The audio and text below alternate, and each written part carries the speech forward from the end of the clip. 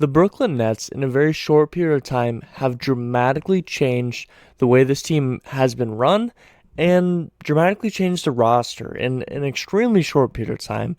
In about 5 years, they've went from a really young team that is really team-centric and dancing on the sidelines to a roster that you don't even know if they're going to be together at all next year. And that's kind of what I want to talk about. What have the Nets been doing this past year? So these past few years, we're going to look at the past, and then we're going to look at right now. What's going on at this moment, and are they going to be able to keep this team together in a well-mannered way?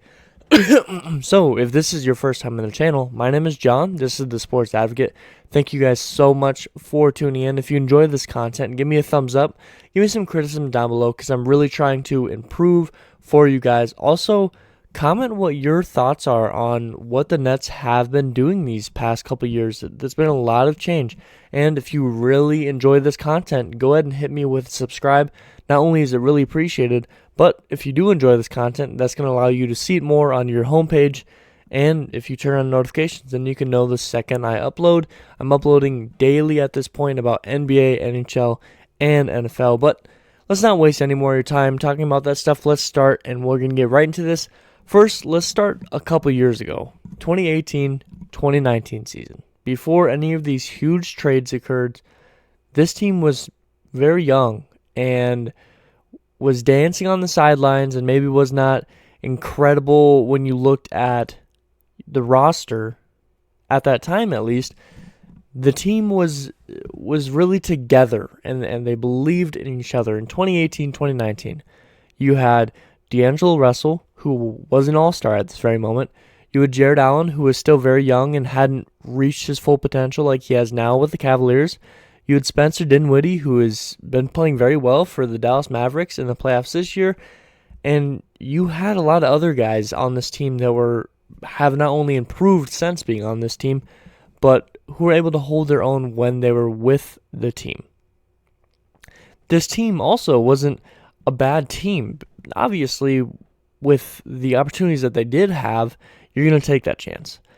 But they were 42-40 in this season in 2018-2019. They're 42-40, which was 6th in the East, and a very good record year, above 500, and they end up losing 4-1 in round 1 against the Philadelphia 76ers, led by Joel Embiid.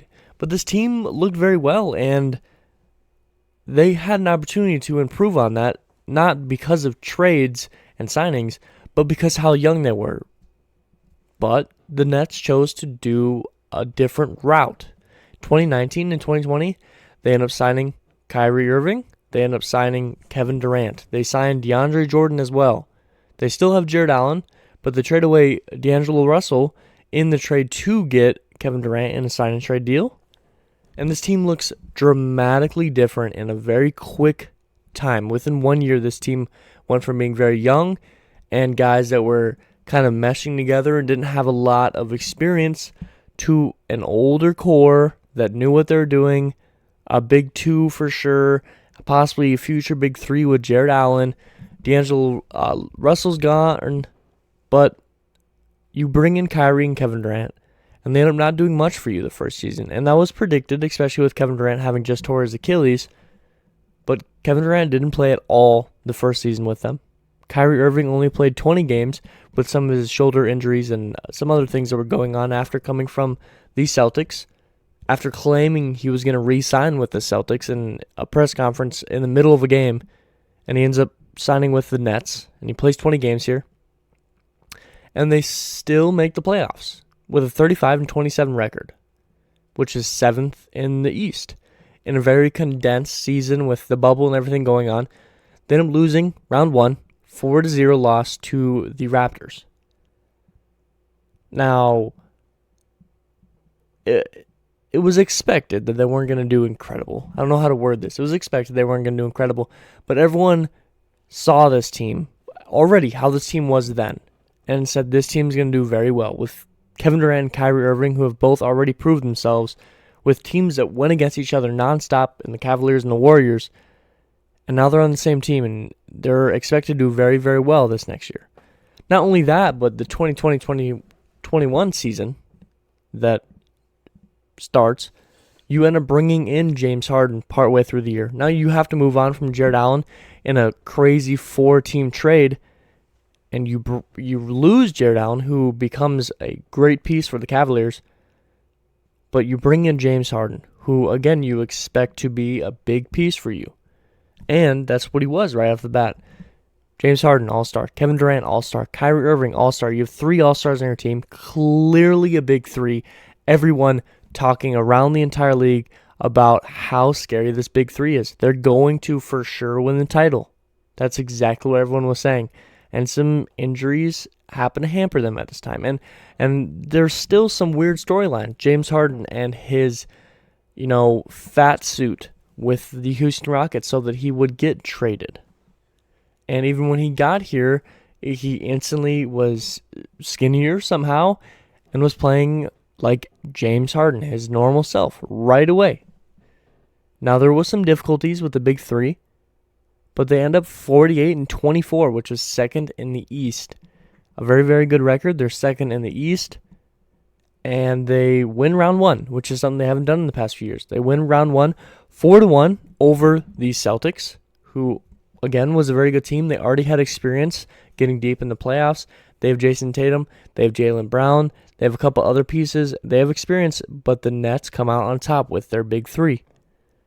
They move on to play the Bucks in round 2, and they start out very well. It was a 2-0 series, and then it ends up being 2-2, and then it ends up being 3-2 in the Nets' favor, and then 3-3, and then the Bucks come out on top with a really tough game at the end there.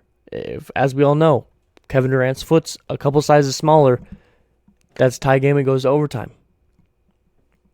But it's not. And the Bucks come out on top 4-3. Now entering this 2021-22 season that is currently still commencing, everyone still favored the Nets a lot to be that number 1 team. And they struggled a little bit out of the gates, and in the middle of the season they were struggling.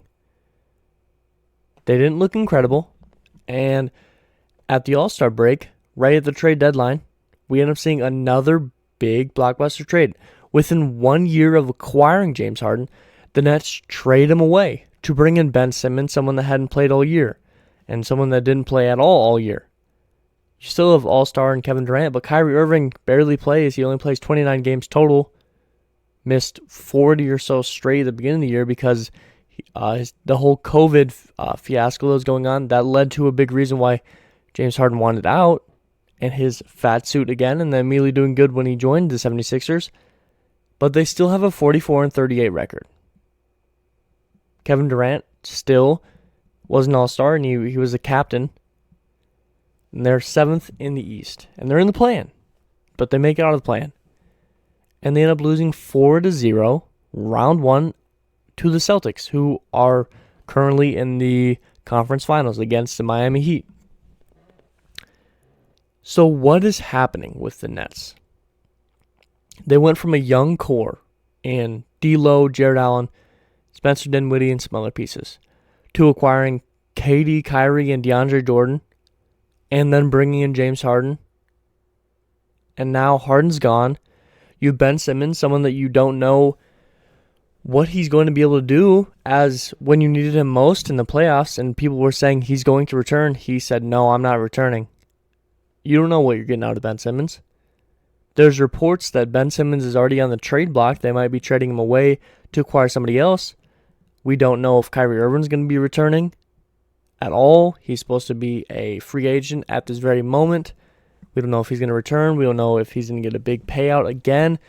How much can you even pay him if he's only paying half or less than a full season every single year? Because he hasn't played a full season with the Nets at all, I don't believe. I know he hasn't played a full season with the Nets. What are you going to do? And Kevin Durant, who's still on this team, clearly still playing at peak level. He was in MVP conversations quite a bit these past 2 years. And what are you going to do with him? Do you move on from him? Or you enter rebuild right after being in one just a few years ago?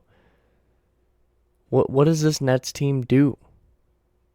Is Kyrie coming back? Was Simmons the right decision? James Harden didn't give you much of an option, but what's going on? That's the big question.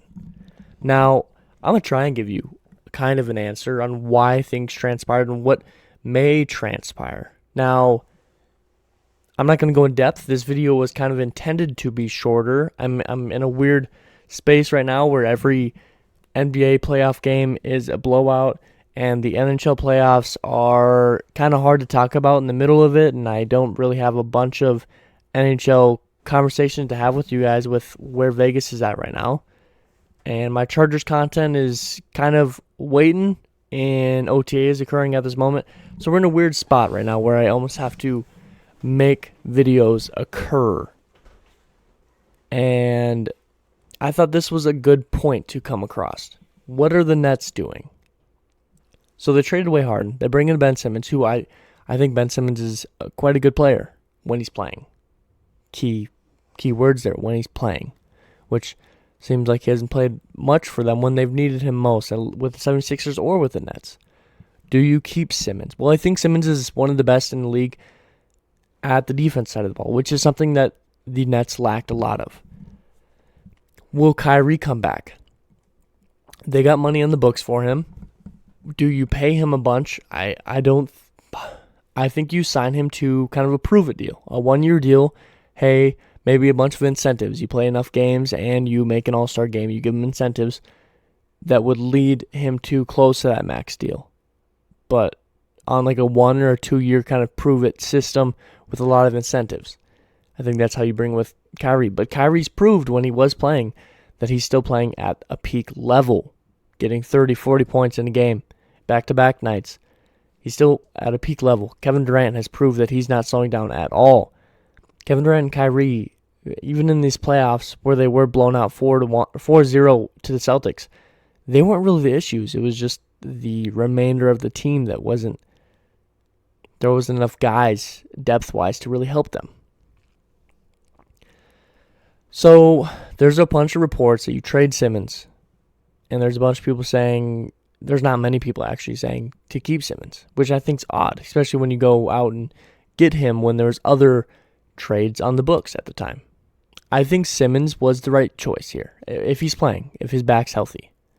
I think Simmons, Kevin Durant, and Kyrie is a great pairing. You have defense, you have scoring. You don't need a lot of scoring added to this team when you have Kyrie and Kevin Durant. And you bring that defense with Simmons. Now, I think the biggest question mark right now is the center position for this team. Do you go draft somebody? Do you go try and get somebody in free agency that's maybe not getting paid a lot, like Mo Bamba or someone like that? Bol, some young project that you can maybe mold it into something because you don't need that scoring guy. And then what is your depth? Do you need shooters? Do you need more defense? Cheap guys, vet minimum deals, stuff like that. And that's what they're going to have to decide. And they're going to have to decide it like immediately. Within the next month, they're going to be deciding with the draft. And then free agency coming up right away. A lot of questions for these guys. What do you think they should do? What do you think about everything that's transpired these past couple of years? Do you think it was the right decision to spend that much to get James Harden? Now, hindsight's 2020, but at that point, I thought it was still a little too much to get James Harden. And now looking what they got back out of him, it was clearly too much. Clearly too much. I think you have to bring back Kyrie.